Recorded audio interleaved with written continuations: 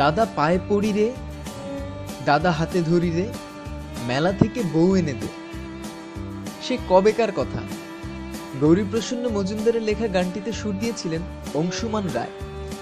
গানটি গেয়েছিলেন তিনি নিজেই। আমরা তখন স্কুলে পড়ি, ভাবতাম তাই আবার হয় নাকি, বউমেলার খোঁজ তখন পাইনি আমরা।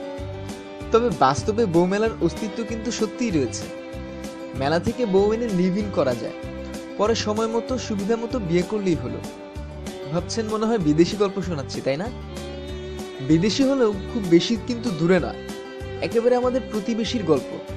গল্প বললে ভুল হবে, একেবারে সত্যি কথা।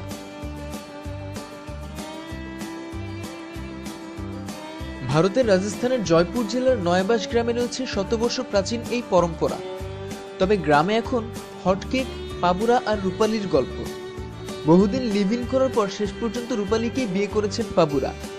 এ নিয়ে এখন আলোচনায় তোলপাড় গোটা জয়পুর ও উদয়পুরে। গ্রাসিয়া জনজাতির মানুষ বিশ্বাস করেন, জীবনে উপার্জন করতে গেলে সন্তান হওয়া জরুরি। বিয়ের আগে সন্তান প্রসব না হলে পরও হবে না, পরিবারে সুখ আসবে না। তাই পছন্দ মতো পার্টনারের সঙ্গে আগেই লিভ ইন করে দেখে নেওয়া হয় সবকিছু ঠিকঠাক আছে কিনা। তা না হলে পরে আফসোস করবে কে?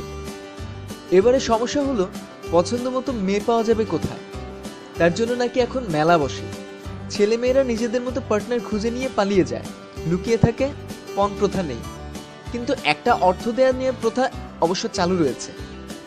নিয়ম হচ্ছে, ছেলে বা মেয়েকে আগে যারা খুঁজে বের করবে তারা অর্থ দাবি করবে অপরপক্ষের কাছ থেকে। এটাই নাকি ওখানকার রেওয়াজ। শুধুমাত্র যুবক যুবতীরাই নয়, কম বয়সী থেকে বিধবা মহিলা, সবারই অধিকার আছে পছন্দের সঙ্গীর সঙ্গে পালিয়ে যাওয়ার।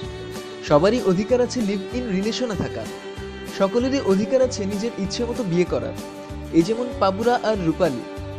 দীর্ঘদিন লিভ ইন করার পর এই এতদিনে তাদের মনে হয়েছে বিয়ে করা দরকার, তাই এবার বিয়ে করলেন ওরা।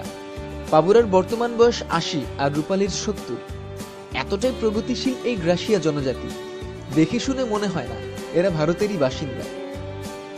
পৃথিবীর বিস্ময় জানতে সাবস্ক্রাইব করুন। ধন্যবাদ।